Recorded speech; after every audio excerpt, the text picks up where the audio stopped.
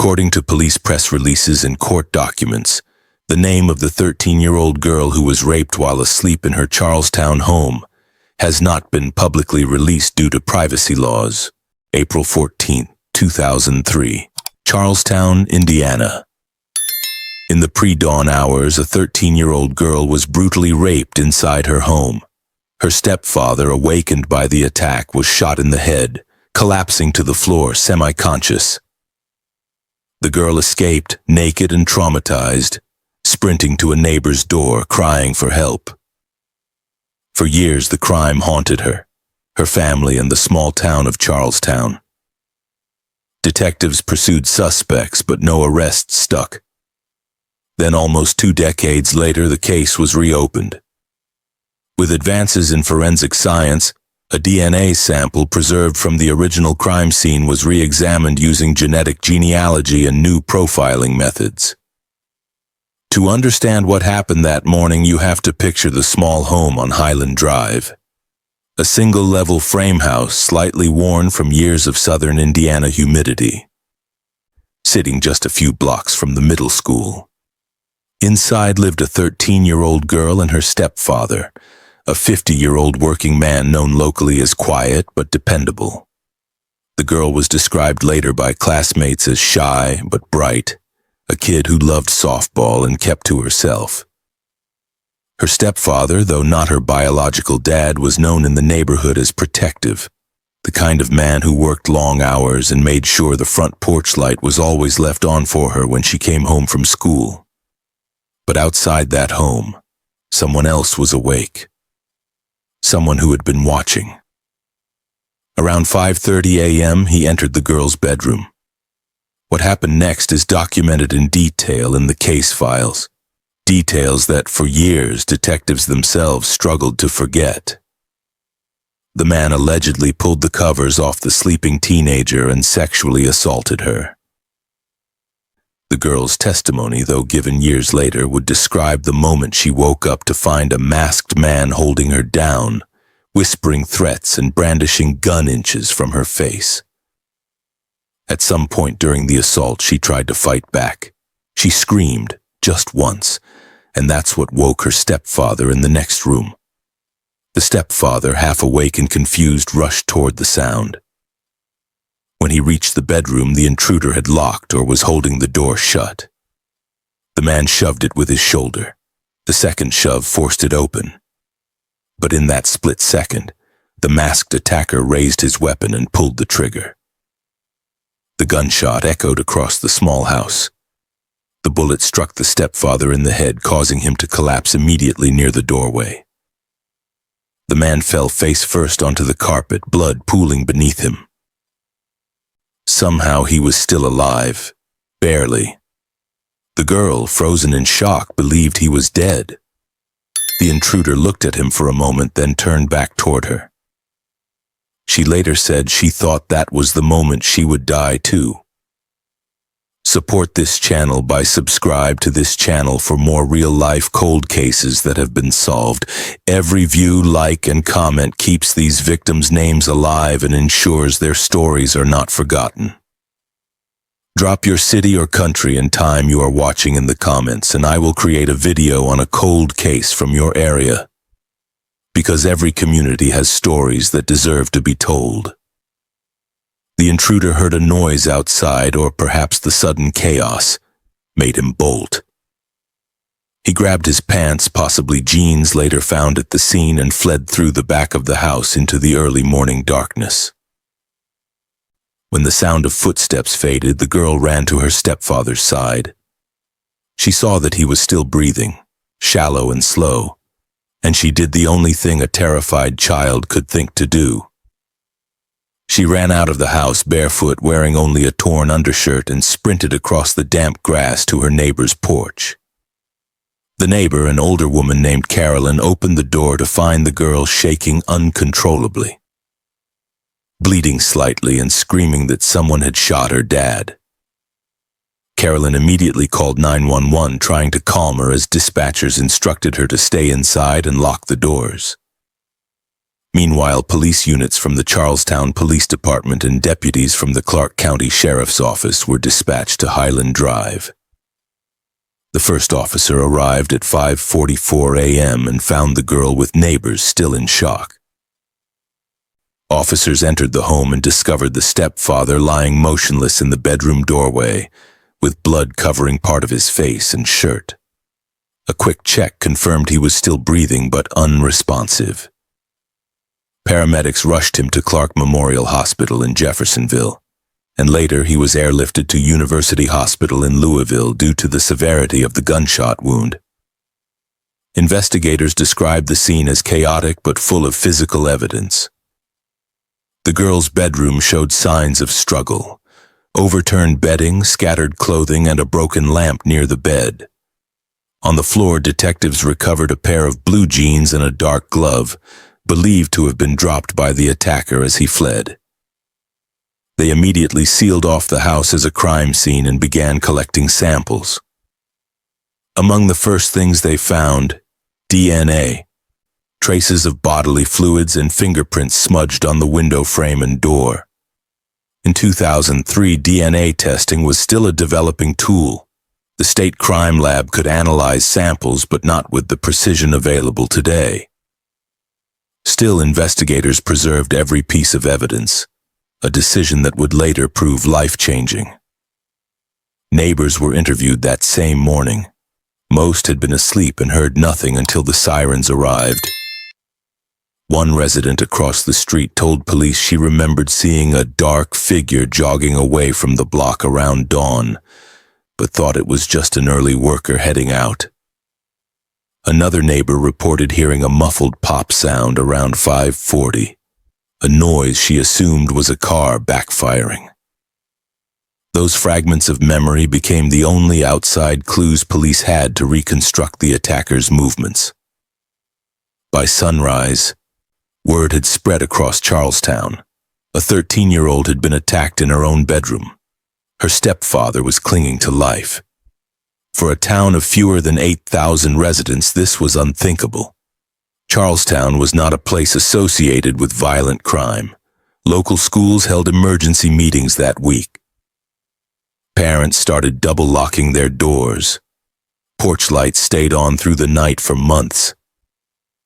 At the time, the Charlestown Police Department was small. A handful of officers and one detective assigned full-time to major crimes. They were soon joined by the Indiana State Police and Clark County Sheriff's Office to assist in evidence processing. The girl's description of the attacker was limited: male, tall, wearing a black ski mask, gloves, and a handgun.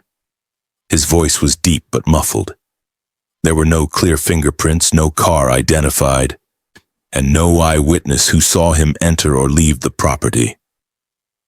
What they did have, however, was DNA, and they hoped that one day science would catch up to the brutality of that morning. The stepfather miraculously survived the gunshot, but doctors said the bullet's trajectory caused a severe brain injury. He never regained full cognitive function and would live the rest of his life with permanent neurological damage. The young girl, whose identity remains protected, was taken into protective care. Over time, she gave a detailed statement to investigators. It was through her courage that detectives could reconstruct the sequence of events almost minute by minute.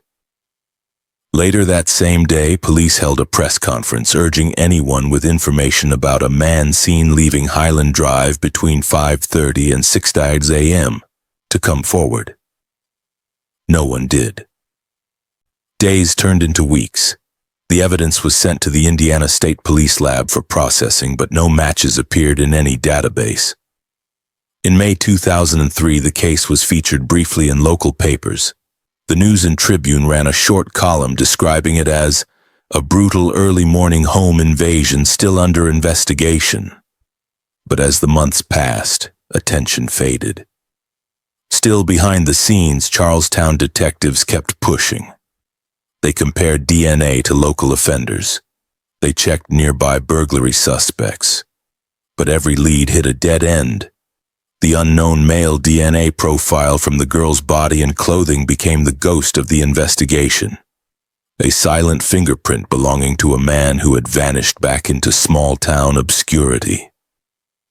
For the next 2 decades, that crime scene, that ordinary home on Highland Drive, became something of a grim landmark for longtime residents. People passing by knew what had happened there but rarely spoke of it. Every new detective who joined Charlestown PD inherited the case file. Each saw the same faded photos, the broken door, the jeans on the floor, the blood-stained carpet. Each read the same testimony from a girl who never stopped asking if they'd caught him yet. That morning in April 2003 wasn't just another unsolved case. It became Charlestown's open wound, a reminder that even in small towns, evil can walk in uninvited and leave behind a lifetime of scars. And for 20 years, the name of that masked intruder stayed hidden, buried beneath layers of silence, time, and outdated technology. In the days following the brutal April 2003 attack in Charlestown, Indiana, police found themselves staring into a nightmare that refused to make sense. The quiet neighborhood on Highland Drive, a place where families left bikes on lawns and front doors often stayed unlocked, was now cordoned off with yellow tape. Inside the small home, investigators worked under flickering fluorescent light, documenting every drop of blood, every print on the doorknob, every disturbed inch of the young girl's bedroom. The 13-year-old victim, traumatized and barely able to speak, gave what little detail she could. A man wearing a dark ski mask, smelling faintly of cigarettes and engine oil, had forced his way in before dawn. He carried a handgun. He didn't speak much. And when her stepfather came running to help, the intruder fired, point blank.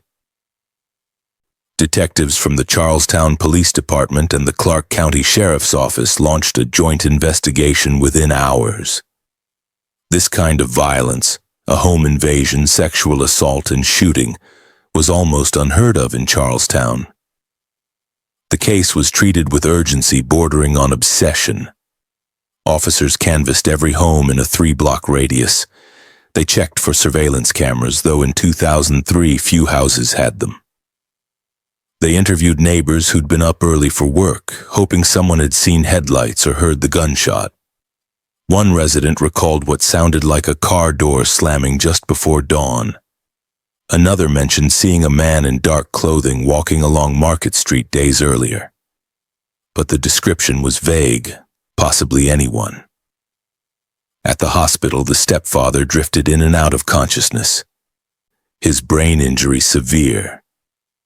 Detectives could only get fragments from him, flashes of a shadowed figure, a gun, a scream.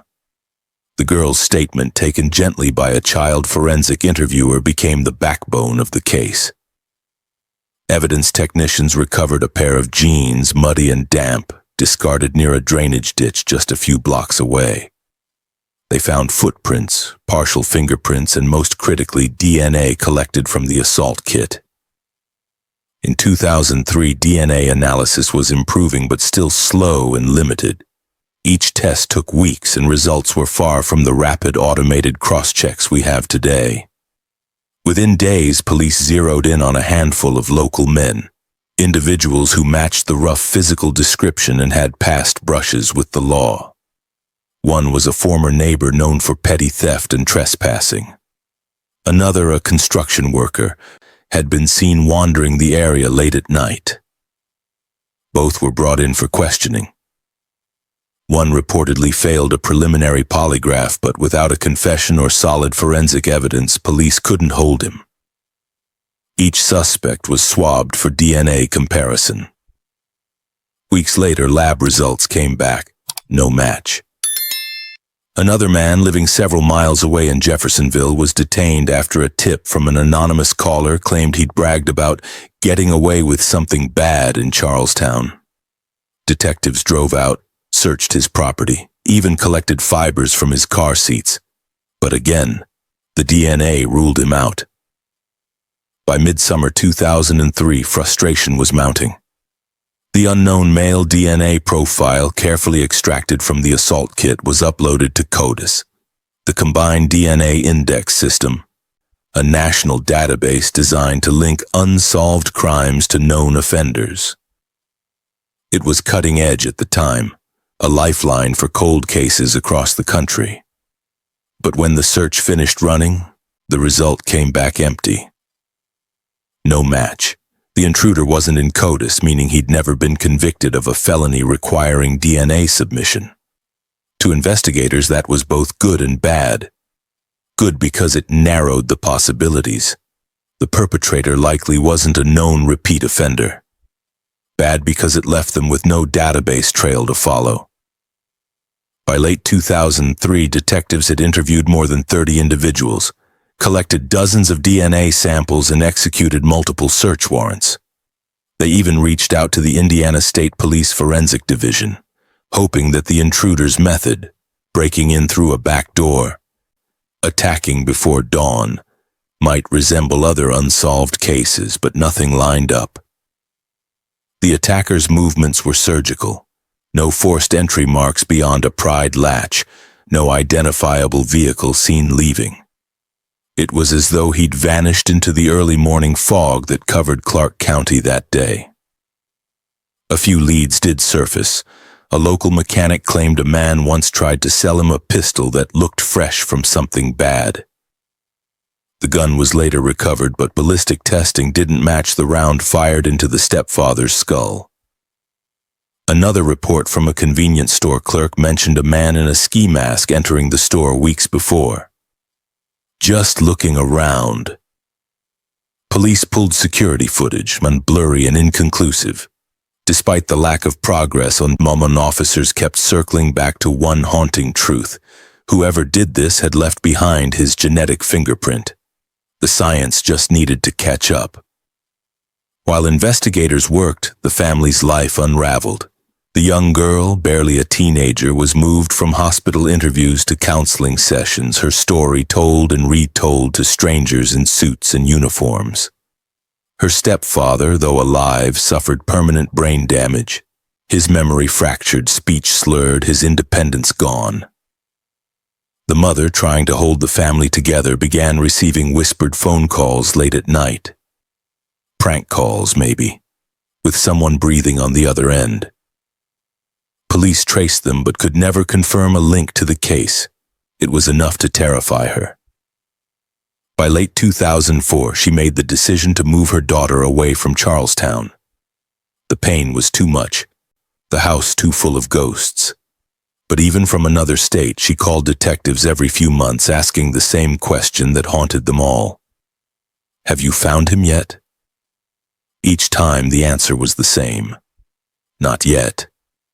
Detectives rotated on and off the case. By 2004, the file had grown to hundreds of pages. Witness statements, lab reports, forensic photos, and maps of every possible escape route. A new lead would occasionally flicker to life. A jailhouse informant claiming to know who the guy in the mask was. Or a letter sent anonymously to the sheriff's office naming a suspect. Each time, hope surged, and then collapsed under the weight of lab results or lack of corroboration. One officer later recalled how the case haunted the department. It wasn't just that it was unsolved, he said. It was that it happened here to a kid. We felt like we'd failed her. Even with the best technology of 2003, forensic turnaround could take months. Samples were shipped to the Indiana State Police Lab, queued behind hundreds of others. The limited DNA sequence they had wasn't enough to identify a person through family relations. The genealogical breakthroughs were still years away. The genes found near the drainage ditch were retested several times. Faint skin cells were found near the pocket seam, but degradation and contamination limited their usefulness.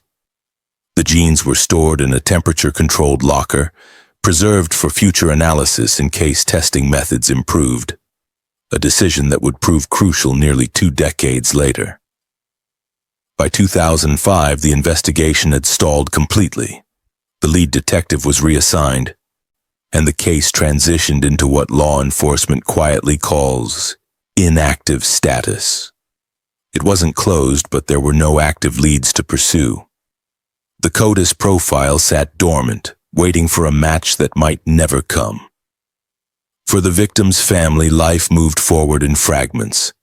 The girl, now a high schooler, tried to rebuild herself, switching schools, using her middle name to stay off radar. Her mother remarried. But the past lingered like an open wound. Detectives still thought about the case, the ski mask, the 5:44 a.m. call, the terrified voice on the 911 recording. Each year, as technology advanced, forensic experts would review old samples, seeing if any new method might yield a breakthrough. But in those years, 2003 to 2005, there was simply no path forward. It was around this time that Clark County investigators began forming a small cold case group, meeting after hours to quietly review unsolved files. The Charlestown assault was often discussed. It stood out for its brutality, its lack of motive, and the sheer randomness that made it feel almost supernatural. How could someone commit such violence and then disappear entirely? In Charlestown, rumors never stopped. Some said the attacker was an out-of-state trucker passing through. Others believed he was local, someone who'd watched the family for weeks. A few even whispered that the family knew more than they let on, though police never found evidence of that. It became one of those stories that hovered in small-town conversation. Remember that girl from Highland Drive? Parents used it as a warning. Lock your doors. Don't sleep with the windows open. But behind the gossip was real fear. People wanted to believe the man responsible was gone, but no one could be sure. And somewhere in a police storage room, in a sealed evidence box labeled Charlestown Assault 2003, the truth sat waiting, inside a plastic vial no larger than a thumbnail. A DNA profile, a ghost in code. Years later, that code would finally speak, when technology, time, and persistence finally caught up. But back in 2005, all anyone knew was that a young girl's nightmare had become a small town's unsolved scar. The DNA evidence sat preserved in cold storage at the Indiana State Police Laboratory, tucked away with thousands of other vials marked unsolved. Every year, analysts reran the profile through CODIS, the National DNA Index. Every year, it came back the same way. No match. For the next decade and a half, that line, no match, became the silent refrain of a haunting investigation. By the late 2000s, Charlestown had changed. New subdivisions replaced fields, and the old neighborhoods around Highland Drive slowly filled with new families. People who had no memory of the attack. But for those who did remember, the fear never fully left. Neighbors who'd lived through that night recalled how the scream had echoed down the block, how the police lights painted everything blue. Some kept porch lights on for years afterward, a quiet ritual against the darkness. At the time, police were juggling new cases, but some officers never stopped revisiting the 2003 file. A few retired detectives over coffee would quietly ask, "Anything ever come of that Charlestown assault?" And the answer was always no. For the surviving victim, now in her 20s, life had become a delicate reconstruction. She'd moved away from Indiana, changed her name legally, and tried to build a life untouched by what had happened to her at 13. But the trauma lingered in the smallest ways. Locking doors 3 times before bed, avoiding certain colognes that reminded her of that night, flinching at the sound of sudden footsteps behind her. She didn't know it, but the evidence from her case, the genes, the swabs, the DNA sequence frozen in digital code, was still being preserved with painstaking care. And that single act of preservation would one day change everything. Between 2008 and 2010, Clark County investigators quietly reopened dozens of cold cases for review. The Charlestown file kept surfacing. It was well documented, with clean evidence logs and a strong DNA profile, meaning if technology advanced, it could yield results. But there was a problem. DNA databases like CODIS were limited to known offenders. The man who attacked the 13-year-old wasn't in the system. If he'd never been arrested for a qualifying felony, his DNA would never appear. In 2011, a new detective took over cold cases for the sheriff's office. He reviewed the Charlestown file and made a note in his report. Unknown male DNA, strong profile, retest when technology allows familial search or genealogy application.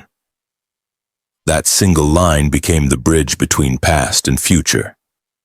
At the time, familial DNA searching, the process of identifying relatives of an unknown suspect through their genetic markers, was controversial and not yet approved in most states. Indiana didn't officially allow it for years, but the idea was spreading and some detectives knew it was only a matter of time before it became part of routine investigations. By the mid-2010s, the story of the Charlestown assault had all but disappeared from public conversation.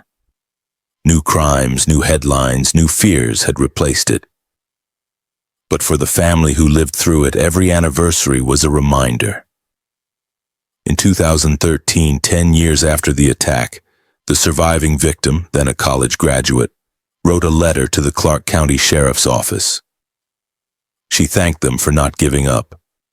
The detective who received it pinned it to the inside of the case file, promising quietly to himself that one day he'd find her attacker. Meanwhile, technology was evolving fast. Genealogical sites like Ancestry and 23andMe were booming. Law enforcement agencies across the U.S. were beginning to use public genealogy databases to solve old murders and rapes, cases once thought unsolvable. The breakthrough moment came in 2018 when investigators in California used this method to identify the Golden State Killer after 40 years. That case changed everything.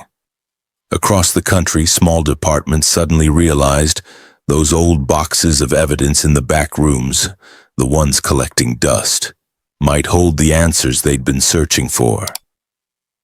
In Charlestown, that realization began to stir something that had been dormant for 17 years. Around 2019, Clark County's cold case investigators began reevaluating their backlog. The Charlestown file resurfaced again. This time it was viewed differently.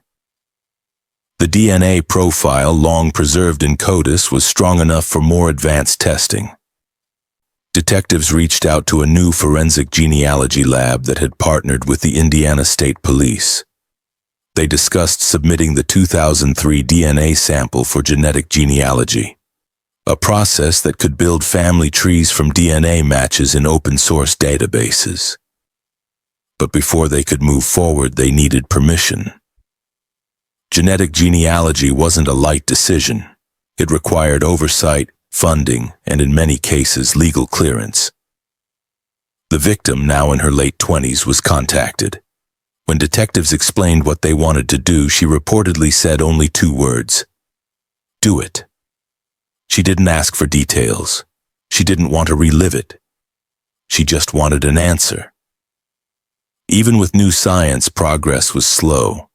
The DNA needed to be re-extracted, purified, and sequenced again using more sensitive equipment.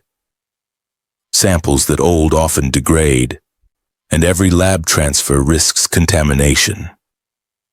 Months passed. Detectives went on with their daily workloads, burglaries, overdoses, domestic cases, but in quiet moments they'd check for updates from the lab. For a long time, there was nothing. It wasn't until 2020, 17 years after the crime, that the first flicker of possibility appeared. A genealogist working with the state lab found partial family matches in a public database. They weren't direct hits, distant cousins maybe, generations removed. But it was enough to begin building a tree. Piece by piece, through public records and ancestry connections, they began to zero in on a handful of potential relatives living in southern Indiana.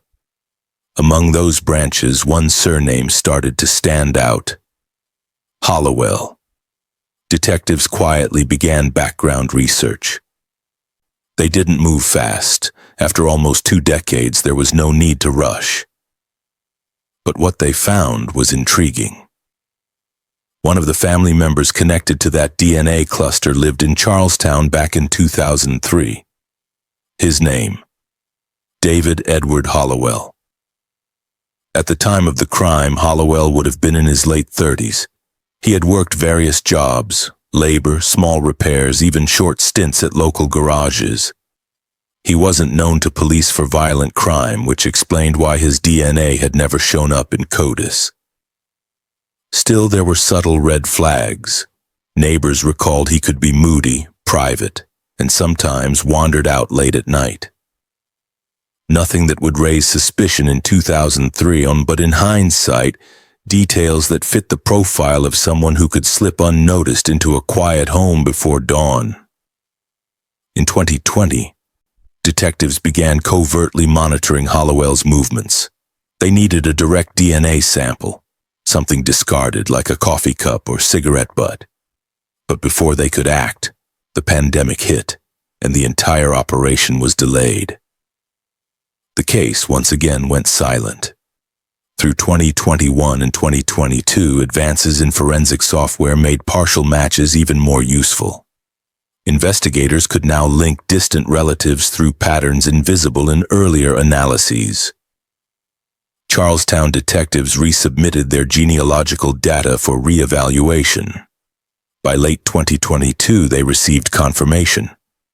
The genetic link from the 2003 assault pointed squarely to the Hollowell family line, and the closest possible contributor based on all data was David Edward Hollowell himself. They moved carefully. The evidence had to be airtight. Detectives coordinated with the Indiana State Police Forensic Division to obtain a fresh DNA sample from Hollowell under legal warrant. When the lab results came back, they matched the 2003 profile with scientific certainty. After 17 years of silence, the ghost in the code finally had a name. On a humid morning in July 2023, police cruisers rolled quietly into a neighborhood just outside Charlestown. Hollowell, now in his 50s, stepped out of his home unaware that 2 decades of investigation were about to close in. He was arrested without incident and charged with attempted murder, rape, child molesting, and burglary resulting in serious injury. The news broke hours later. Charlestown man charged in 20-year-old cold case. For detectives who had spent years chasing a shadow, the arrest was surreal. Many had retired or moved on. Those who remained said they felt something rare in their line of work: genuine closure. When investigators informed the victim, now an adult living out of state, she reportedly sat in silence for a long time before saying, "I didn't think this day would come." The stepfather, who had been shot, was still alive but never fully recovered from his brain injury. For his family, the news brought both relief and sorrow, the confirmation that the monster who destroyed their peace had lived among them all these years. The town of Charlestown, too, reacted with disbelief. Some locals remembered Hollowell as quiet and polite. Others claimed they'd always sensed something off. But nearly everyone agreed on one thing: the case had haunted the community for far too long. In the years the case sat cold, forensic science had transformed, from crude DNA typing to whole genome genealogy capable of mapping ancestry across continents. Without those advances, Hollowell might have remained just another faceless suspect file gathering dust. For law enforcement, it was a vindication of patience. For the victim, it was the first real exhale in 2 decades. Yet even in victory, there's a darker undertone. Because for 17 years, the man responsible had lived freely, Shopped in local stores, driven past schools, maybe even waved to officers who once searched for him. That's the thing about cold cases, they never really freeze. They just wait for the right moment to thaw. And in Charlestown, Indiana, that moment finally came. In September 2020, nearly 17 years after that horrific April morning on Highland Drive, Charlestown Police Detective Jason Brody pulled one of the department's oldest files from the cold case shelf. It was labeled simply, 2003 Sexual Assault and Shooting, Highland Drive. The edges of the manila folder were worn, its documents yellowed with time, but the weight of what it contained was unmistakable. Brody, a methodical and quietly determined investigator, had joined Charlestown PD years after the original crime. He'd grown up in southern Indiana and knew the case by reputation, an attack so brutal that longtime residents still mentioned it in hushed tones. By 2020, the national success of forensic genealogy was impossible to ignore. Dozens of decades-old homicides were being solved through DNA matches found in open-source genealogy databases. Brody wondered if that same technology could finally give the 13-year-old victim, now a grown woman, the closure she'd been waiting for. The first thing Brody did was reach out to the Indiana State Police Crime Lab to confirm the condition of the biological evidence. To his relief, the DNA collected back in 2003 had been properly preserved and was still viable for testing. The samples, which included a partial male DNA profile from the victim's medical exam and a separate trace from the genes found outside the home, became the foundation for a renewed push toward justice. Before proceeding further, Brody made a difficult but necessary call. He contacted the victim's family. It had been years since they'd heard directly from Charlestown PD. The survivor, now living several states away, was initially stunned but cautiously hopeful. For her, this wasn't just another update. It was the first real sign that someone still cared enough to fight for answers. The call reportedly lasted over an hour, as Brody walked her through the plan, assuring her that modern science might succeed where earlier methods had failed. From there, Brody began collaborating closely with both the Indiana State Police Crime Lab and the FBI's DNA Forensic Unit. Together, they re-examined every piece of evidence logged back in 2003. The original detectives had done meticulous work, collecting fibers, fingerprints, and multiple DNA samples, but technology back then simply couldn't do what modern methods could. The lab used YSTR testing and genetic genealogy, advanced techniques capable of identifying paternal lineage even from limited DNA samples. Brody also authorized a full reanalysis of the genes, the ski mask fibers, and trace evidence under new forensic microscopes. Behind the scenes, he rebuilt the timeline minute by minute, reviewing every interview, every 911 call, every small discrepancy that might have gone unnoticed. By the end of 2020, the cold case file wasn't cold anymore. Brody's persistence had transformed it into an active investigation, one backed by cutting-edge science and a promise that this time they wouldn't stop until a name was attached to that DNA profile. Nearly 2 decades after the horrific home invasion that left one man permanently injured and a 13-year-old girl forever scarred, a sudden break in late 2022 changed everything. What began as a routine cold case review by Detective Jason Brody of the Charlestown Police Department turned into a race toward long-awaited justice. It started with a tip, the kind that investigators dream about but rarely receive. In December 2022, Charlestown PD got a credible lead naming a group of local men, the Hollowell brothers, as possible suspects in the 2003 assault. The information came from an individual familiar with the family, someone who claimed that one of the brothers had made unsettling remarks years earlier. Cryptic references to something bad that happened on Highland Drive. The Hollowell name wasn't new to local law enforcement. The family had lived in southern Indiana for years, occasionally crossing paths with police over minor offenses, fights, disorderly conduct, a few drug-related citations. But nothing in their records hinted at the kind of violent crime seen in 2003.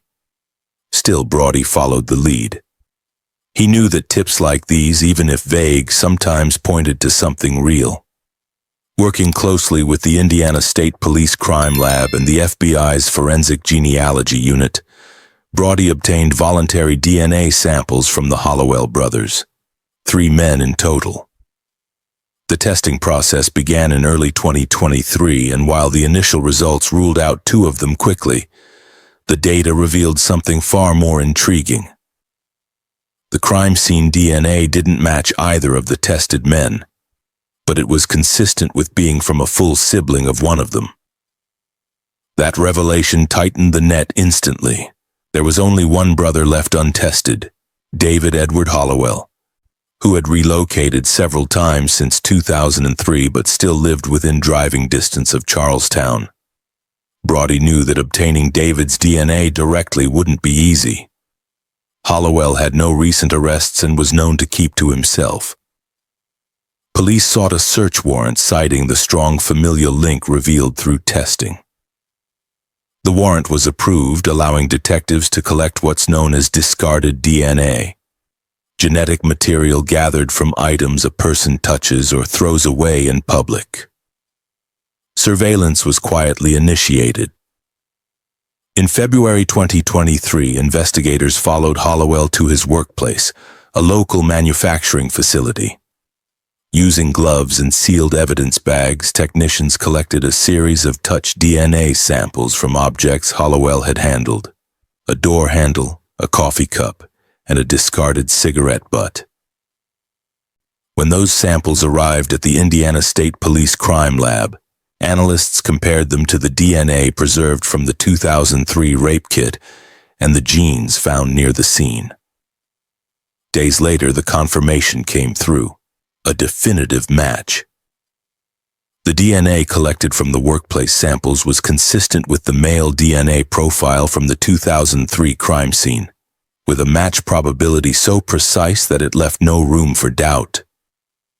Detective Brody described that moment as the kind that stops the room.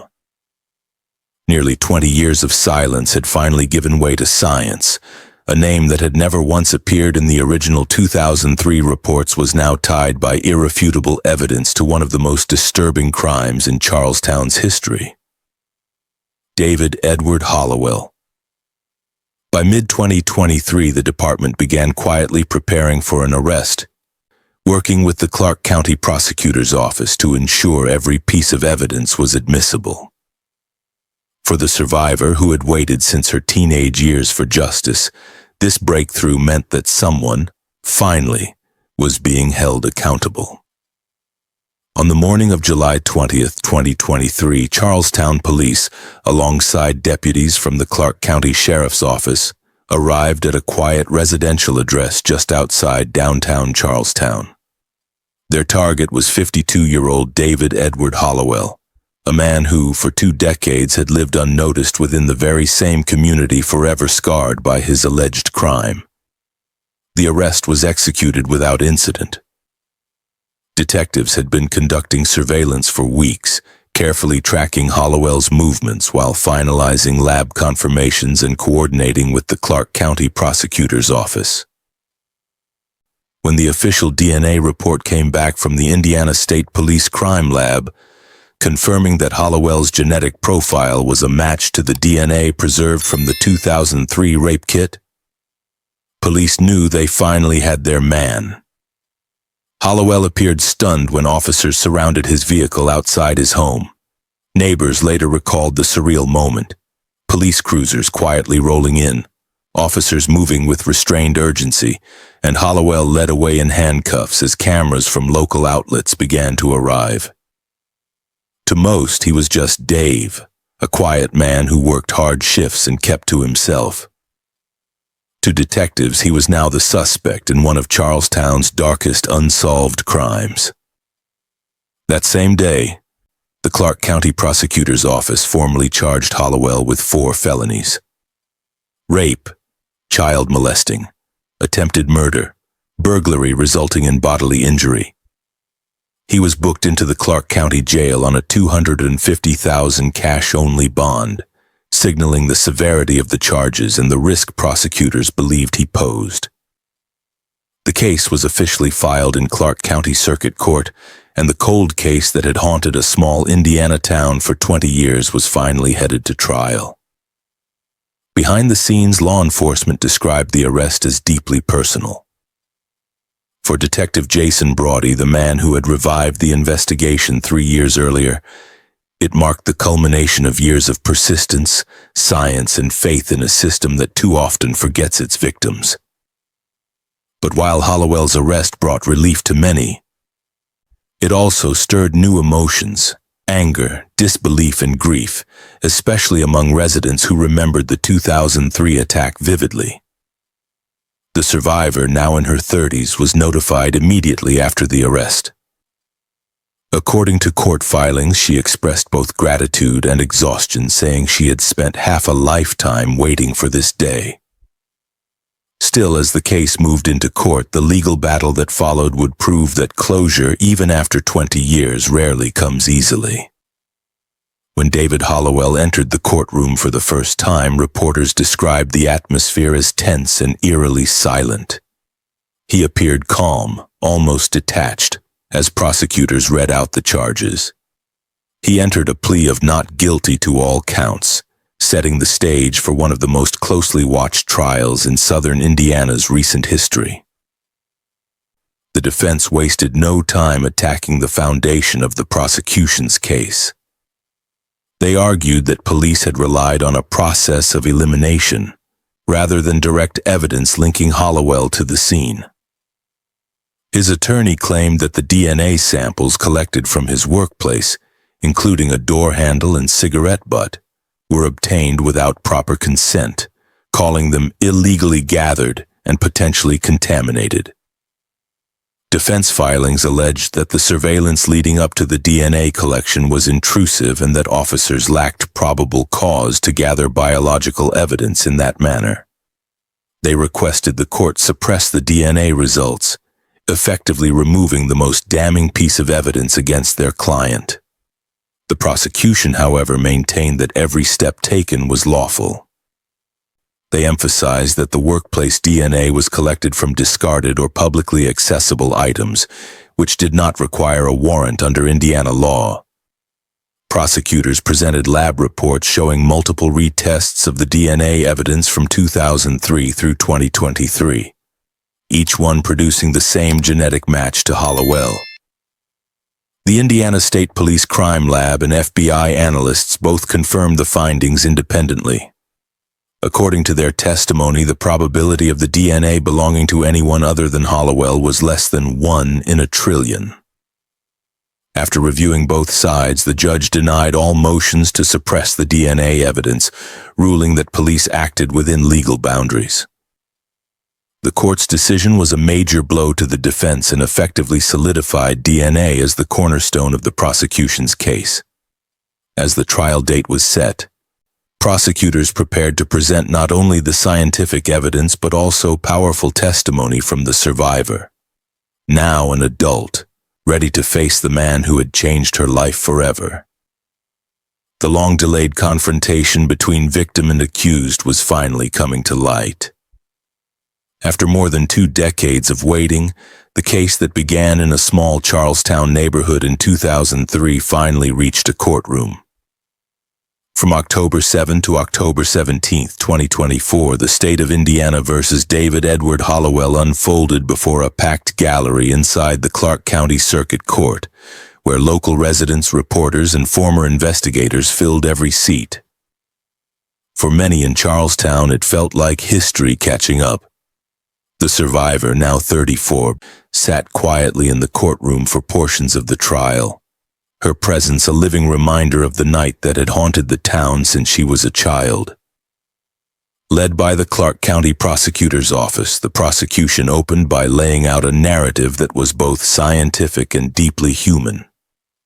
The state's attorney reminded the jury that this case had once gone cold not because of a lack of evidence, but because technology in 2003 had not yet advanced far enough to identify the perpetrator.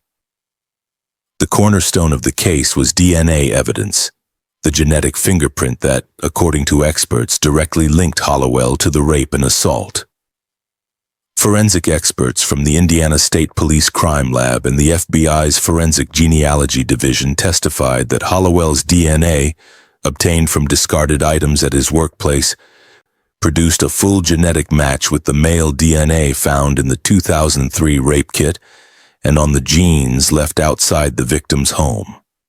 Their testimony was meticulous. Using charts, probability data, and side-by-side comparisons, the analysts walked the jury through how DNA sequencing had evolved and why the 2023 match could be trusted. There is no reasonable scientific doubt, one analyst testified, that the DNA recovered in 2003 came from David Edward Hollowell. Next came the survivor's testimony. In pre-recorded video statements and limited in-person questioning, she described the events of that April morning. Waking to a masked man in her room, the assault, her stepfather's desperate attempt to intervene, and her half-dressed flight through the rain to a neighbor's home. Her calm, steady voice carried weight in the courtroom. It was one of the few moments during the trial when the jury's eyes weren't on the exhibits but on the screen, watching a woman relive the nightmare that had defined her adolescence. Physical evidence also reinforced the prosecution's case. The genes recovered near the crime scene, preserved and reanalyzed in 2020, contained both Hollowell's DNA and the victim's. Fibers from a ski mask found nearby matched the description given by the victim on the morning of the attack. Together, prosecutors argued the evidence formed an airtight narrative. Hollowell was the intruder. Hollowell's defense team countered with a two-pronged approach: discredit the science and cast doubt on identity. They argued that the DNA chain of custody spanning over 20 years left too much room for human error. We're talking about samples that have passed through multiple hands, multiple labs, and multiple storage facilities, the defense attorney told the jury. Contamination isn't just possible. It's inevitable. Their second line of defense leaned on a familiar angle: reasonable doubt through family ties. The defense suggested that the true perpetrator could have been another Hollowell sibling, not David himself. They pointed to the genetic similarities that exist among brothers and accused investigators of stopping short once they believed they had their man. To emphasize this, the defense called a private DNA consultant who claimed that familial DNA interpretation can be subjective without full sibling testing. But under cross-examination, the consultant conceded that the match probability, 1 in a trillion, was still overwhelmingly conclusive. Throughout the trial, Hollowell maintained a stoic expression, rarely reacting to testimony. Jurors noted his lack of visible emotion, even when the survivor's statement played. The atmosphere in the courtroom was thick with tension, years of unanswered questions and a community's collective memory pressing down on every moment. As closing arguments approached on October 17th, both sides appealed to the jury's sense of truth. The prosecution framed it simply: the evidence doesn't lie, the DNA doesn't change, the victim's courage brought us here, and science confirmed what she's known all along. The defense, in contrast, urged caution. 20 years is a long time. Memories fade, procedures change, and mistakes happen. Don't let the years erase the reasonable doubt. The jury would soon decide which story, science or speculation, carried more weight. After 10 days of intense testimony, forensic arguments, and emotional recounting, the courtroom in Clark County Circuit Court fell silent as the jury returned to their seats on October 17, 2024. The clock had just passed 4 p.m. when the clerk read out the verdict that would close one of Indiana's most haunting cold cases. Guilty of rape, guilty of child molestation, guilty of burglary resulting in bodily injury, not guilty of attempted murder. There was no outburst, no sound, just a long-held breath across the courtroom finally released. The survivor, seated quietly with a victim's advocate by her side, closed her eyes as the final count was read. For her, it had been more than a trial. It was the end of a 20-year battle to have her truth acknowledged. Following the verdict, members of the 12-person jury spoke briefly through written statements. Their decision, they said, came down to the weight of DNA evidence and the survivor's unwavering testimony, which remained consistent from 2003 through 2024. The scientific certainty of the genetic match, corroborated by multiple independent forensic experts, left them with no reasonable doubt that David Edward Hollowell was the man who attacked the 13-year-old girl inside her home on Highland Drive. However, the jury also expressed caution regarding the attempted murder charge. While they agreed that Hollowell had fired the shot that left the stepfather permanently injured, there remained uncertainty about intent. The defense had successfully argued that the shot may have been fired in panic as the intruder was confronted, rather than with a deliberate intent to kill. The jury concluded that the evidence didn't meet the higher legal threshold required for an attempted murder conviction, a decision that, while controversial, reflected their strict adherence to Indiana's definition of intent-based offenses. For Detective Jason Brody, who had spent years reviving the case, the verdict was both validation and relief. Speaking to reporters outside the courthouse, he said, "This is what happens when you don't give up, when you trust the science, trust your instincts, and never forget the victims." The Clark County Prosecutor's Office echoed that sentiment, calling it a victory not just for one survivor, but for every victim whose case has ever gone cold. "This verdict proves that time doesn't erase justice," the prosecutor stated. The defense immediately announced plans to appeal, maintaining that the DNA was obtained unlawfully and that Hollowell had been unfairly targeted due to familial testing. But legal experts following the trial noted that the forensic evidence, paired with consistent witness testimony, left little room for reversal. In a written statement released through her attorney, the survivor expressed gratitude toward the investigators and prosecutors who refused to let her case fade away. She wrote, "I was 13 when my life was taken from me. Today, at 34, I finally got part of it back. No verdict will erase what happened, but knowing he's been held accountable helps me breathe again." Her stepfather, now in his 70s and still living in Indiana, also spoke briefly. He described the verdict as justice delayed but not denied, adding that while the scars of that night would never fade, we can finally rest. The courtroom was packed. Members of the victim's family sat quietly in the front row, hands clasped together, while officers from the Charlestown Police Department and Indiana State Police lined the back wall in uniform. The same detectives who once stared at an unsolved case file nearly 20 years ago were now present to see the justice they'd long hoped for. Before the sentencing, the prosecutor addressed the court, calling the crime an act of calculated violence that shattered a child's world and left scars that time alone could never heal. The state requested a decades-long prison term, emphasizing the deliberate nature of Hollowell's actions and the lifelong trauma inflicted on the victim. Then the survivor, now a woman in her 30s, rose to deliver her victim impact statement. Her voice was steady, but each word carried the weight of years spent living in the shadow of fear and unanswered questions. She described the nightmares, the panic attacks, and the sense of paranoia that followed her into adulthood. She told the court how she had moved away, tried to rebuild, and even started a family of her own. But how every loud noise, every creak in the hallway at night still brought her back to that moment in 2003. "I lived for years thinking he might still be out there," she said, looking directly at Hollowell. "Now I finally know who he is, and that he'll never do this to anyone else again."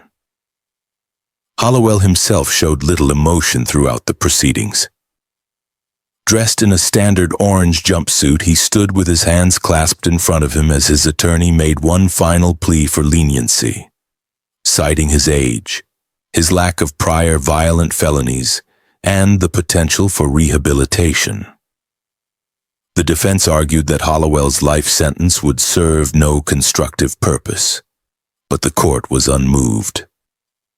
Judge Carter's remarks were brief but firm. She acknowledged the advancements in forensic genealogy and DNA technology that had allowed the case to be solved after 2 decades, noting that without these tools, justice might have never come. She also commended the perseverance of both the victim and law enforcement. "The strength shown by the victim in this case is extraordinary," she said. "The community owes her its respect, and the justice system owes her closure." The judge then handed down her sentence. 45 years in the Indiana Department of Correction with no possibility of parole until at least 2055. A quiet murmur swept through the courtroom as Hollowell was led away by deputies. The victim and her family embraced, some crying softly, others simply staring in disbelief that the chapter had finally closed. Shortly after the sentencing, Charlestown police released a public statement praising modern forensic technology and the unwavering patience of the victim's family. "This case demonstrates the power of science, persistence, and hope," the statement read. "For over 20 years, a family waited for answers, and today, they have them." Local news outlets covered the case extensively, calling it one of Indiana's most remarkable cold case resolutions in recent years. For the small town of Charlestown, it was not just the end of a legal battle. It was the restoration of peace after decades of haunting uncertainty. The Hollowell case became one of Indiana's oldest sexual assault investigations solved through forensic genealogy, showcasing how technology transformed cold case work. What began in 2003 with limited DNA testing ended 2 decades later with advanced genetic tracing that identified the suspect through familial links. It also reignited ethical debates about indirect DNA collection and privacy in modern forensics. For investigators, the conviction represented the triumph of persistence and science. For the survivor and her family, it finally delivered the closure they had sought for over 20 years, a long-awaited end to a haunting chapter in Charlestown's history. Support this channel by subscribe to this channel for more real-life cold cases that have been solved. Every view, like, and comment keeps these victims' names alive and ensures their stories are not forgotten.